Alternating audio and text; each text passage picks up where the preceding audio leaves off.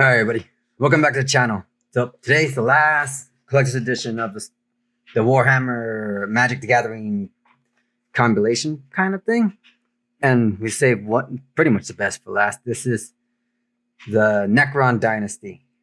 And they got some pretty cool cards in here. If you ever know anything about the Necrons, they got some cool characters.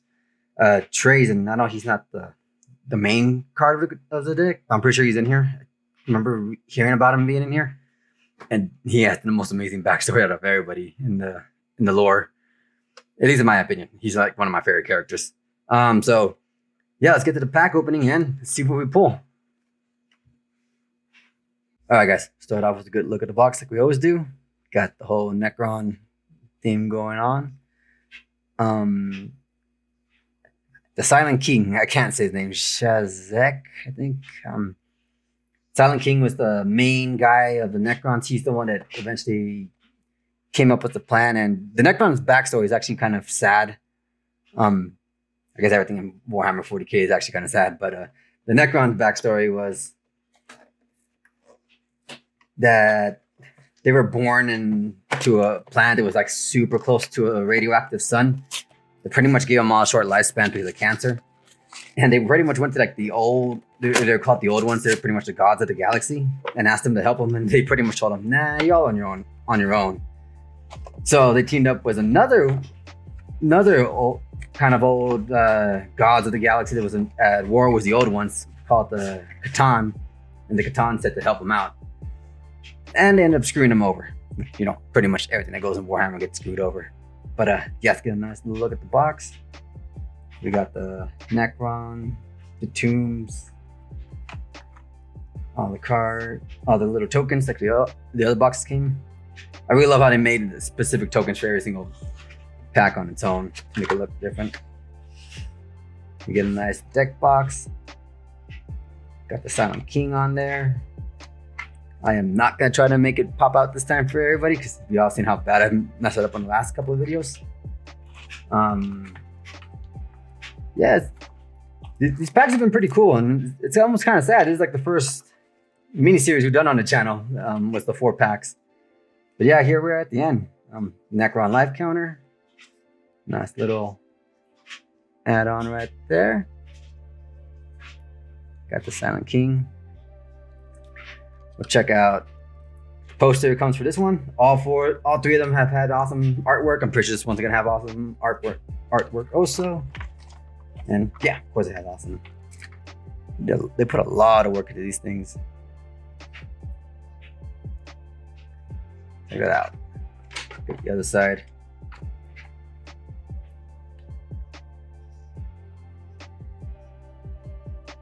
Yeah, now so like I was saying, the lore goes like the Necrons team up with the Catan. The Catans pretty much screw them over, and they say, yeah, we'll make you strong so you could stop dying at such a young age because they're all pretty much riddled with that radiation. And they put them into these metal bodies, and that's kind of how they got screwed into being stuck like this. And now they're kind of that's how the Necrons got born into these robot things. It's a little bit more Pringle than the last. Actually, no, the Imperium's still the worst of the Pringling out of all of them. But yeah, here we go. Got the Silent King right there. Nice little view of him.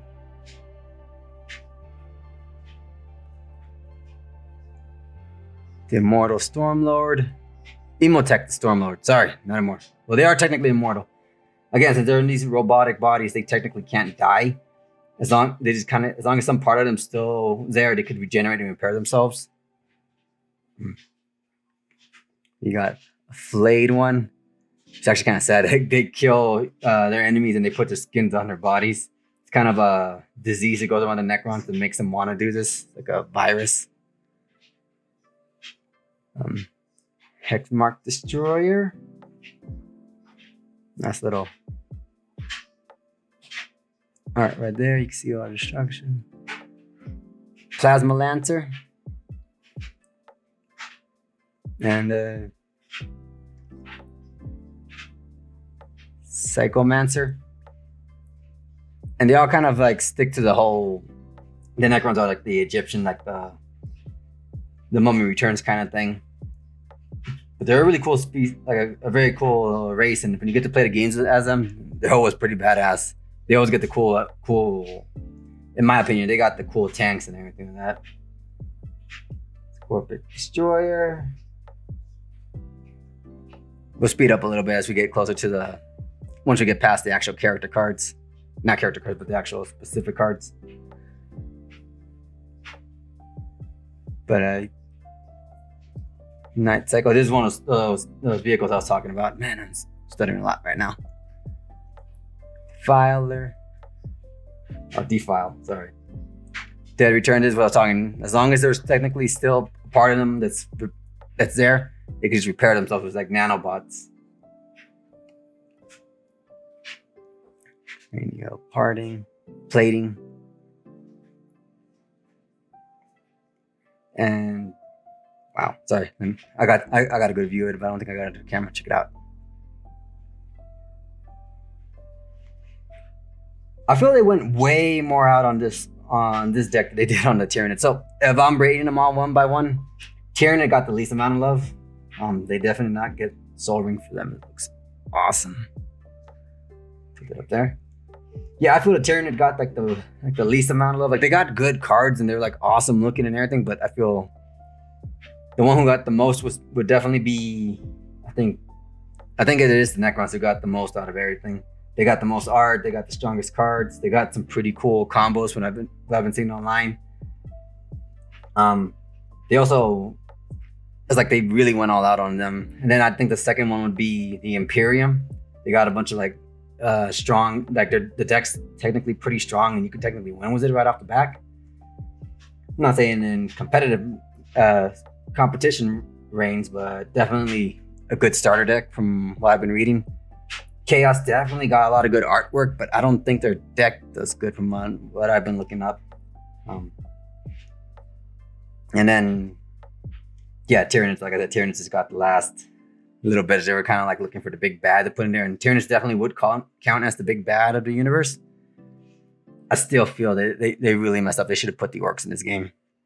The orcs and the Eldar. Although I would have preferred orcs. Games Workshop, you're all still gonna put more. Definitely think you should do that one.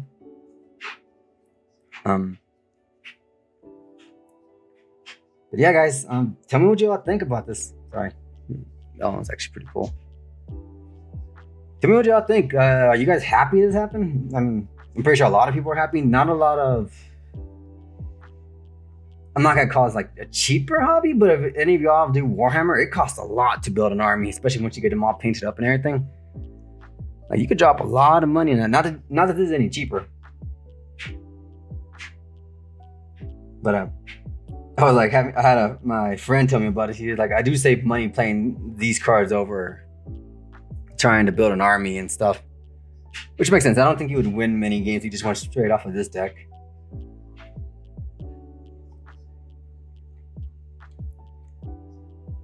Got some.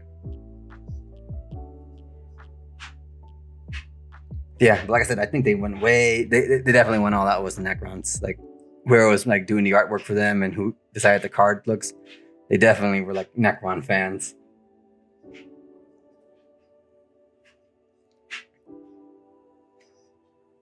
And like, just check it all out. But yeah, no, like, let me know what y'all think. This is sadly the last pack we got for the Warhammer 40k Magic the Gathering. I don't got any more big packs to open with. So we will be switching back to the other type of cards because this channel is about opening all kinds of cards. Out of the Tombs. That is a great looking one. Royal Warden. Shard of the Nightbringer. So yeah, this one's actually pretty cool when you play the game, especially Soulstorm. You don't even have to put mods on to get this this unit. It's like a giant Grim Reaper just like walks around destroying everything. And it's technically immortal. There's another one, the Void Dragon. I don't remember. I think this one you might need the mod to get in a Soulstorm. It's been a while since I played the game without the mod, so I don't really remember. And I definitely recommend it if you have Soulstorm to play with the mods. There's no reason not to play without the mods. It's way better game with it. And it's not that hard to download and install. It's pretty much self-explanatory. And name is Def.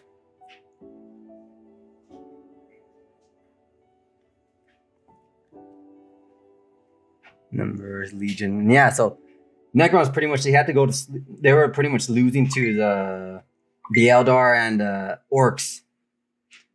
And their idea to survive was to just go into deep slumber. That was the Silent King who pretty much told them all to do that. Trazyn Daemon. This guy is awesome. So while the Necrons are technically their own little dynasty, and the Silent King's the main king out of all of them that they all technically follow, Trazyn is hilarious, man. So Trazyn likes going around and collecting things, and whatever he feels is worthy of his collection, he will literally go and just steal it. Like it could be people, it could be other factions. He has the perfect clone of a Primarch in his collection, Custodes, all the other warriors, and this dude's awesome. And he'll use them like Pokemon. Like he'll send them out to fight for him, and like it's just hilarious. Like you could just hear so many. Like you could just look him alone. You'll have a good time just looking up his lore. Yeah, this was the card I was most interested in having. Not because it's the most valuable one, but it's definitely the one I want to keep the most. So I'm gonna put him over here. I'm gonna sleeve him up a little bit. I just leave all these cards up just to let you all know because I know they're all foil. But yeah, that was definitely my favorite. The one I was hoping he was going to be in there. And this is the War in Heaven. This is where I was talking about how they teamed up with the Catan and to fight off the old ones, and the old ones created the Eldar and the Orcs to fight them off because the Catan and the Necrons on themselves couldn't win the fight. So, I mean, they were losing to the Necrons after the Catan made them into these robotic zombies, pretty much. Scare up Swarm. But yeah, they're definitely all spidery, and their whole thing is like Egyptian. And honestly, it might sound horrible. Like they are trying to take over the galaxy. I'm not saying they're not, but they're trying to find out. Mainly the Silent King, once he figured out what happened, he's trying to get his people back to being like not human, but living beings. And that's how come they're trying to. That's their whole point of their existence. Because now the Silent King is finally awoken again, and he's trying to get all of the Necrons back together. Because they're all kind of asleep throughout the galaxy. But yeah, another fun thing about the Necrons that, I remember this thing gives me so much trouble in the game when it comes out. It's a transport. Another thing about the Necrons is because how they're not technically living beings, they don't interact with the warp, which is the chaos, the powers of hell. So they can't be really corrupted or anything because they don't have much reliance on it. But they understand it enough to where they could build machines and this is some things they built. They're called pylons. Wow, that's a nice one. Pylons that actually cancel out the warp completely. So if you're like a chaos player, well, not in the game, but in the actual like lore, they can shut down chaos completely. They just they don't want to because they're not too worried about it, and they just barely woke up from their sleep, so they don't really know what's going on too much. But technically, if they wanted to take out chaos, they could take out chaos. And that's also why I feel like the Necrons are a bigger threat than the Tyranids.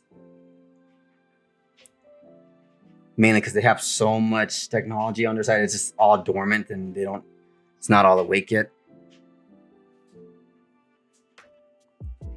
Whoops.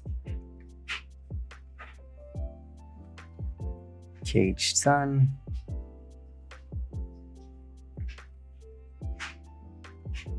Yeah, I'm just going slow through because like I said, I feel like they did the most artwork on these cards out of all the decks.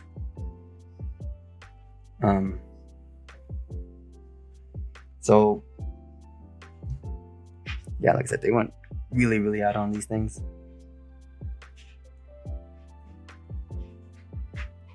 So with that in mind, what are y'all like excited to see next? We'll be opening back to the other cards here pretty soon. And I'm saying that because I just saw that we're already at the land cards already. So we'll just start moving these up pretty quickly because they are just kind of copies of each other. Actually, no, they did a little bit more work. They have like swamp cards, but they're all kind of different.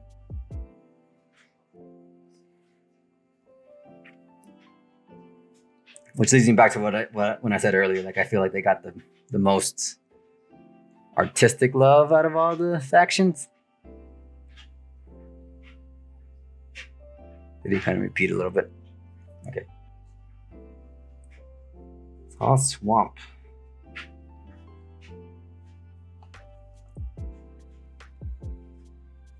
It might just be because I don't know Magic, but I think they're a one type faction, so it's probably why they all have swamp. Here's a little cardboard cutout, thicker one. This is just for you to show off. Silent King. Then we got the flip cards. Necron Warrior. Insect. Sorry, light was flashing on that one. Necron Warrior. Insect. I think they're all the same.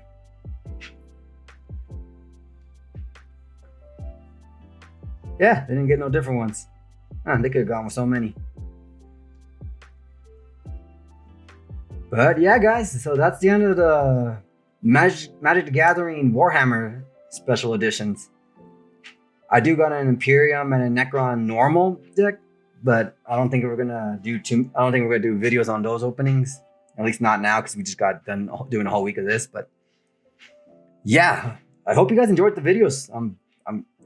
I know they were hard to get, so I hope you guys got to like at least see all the cards out that would come out of the pack, so you weren't able to get your own hands on them. I am showing off this one obviously because this is my favorite, but obviously we got the Silent King here too.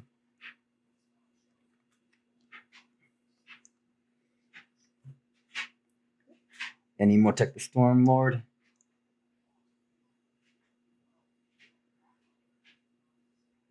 But yeah, guys, that's all. That's gonna do it for our Warhammer specialty. This was part 4 of all 4. If you want to see the videos on the other 3, just like and subscribe. You'll be able to see them there on the list. This is definitely my favorite card. This is the one I really wanted the most. So this one I'm definitely gonna hang on to. But yeah, like and subscribe to the channel. It helps me grow. Comment below things you might like to see, things you might not like to see. Maybe I could fix up some things and make them look better. I do know the light flashes a lot on these cards, but it's because they're all foil, so they all like glow. I don't think we're gonna have that much problem with the other card pack openings, because not every single card's gonna be foiled. Sorry, excuse me. But yeah, guys, so that finishes the Warhammer Collector's Edition Commander decks, and now we're on back to our normal stuff. I did get my hands on a Dragon Ball Z a booster box, and a Pokemon booster box. We'll be opening those here pretty soon. I also got my hands on a My Hero Academia booster box, and Rain's here trying to jump into the video now. But yeah, like I said, like and subscribe to the channel. We'll be opening those here pretty soon, and hope to see you all next time.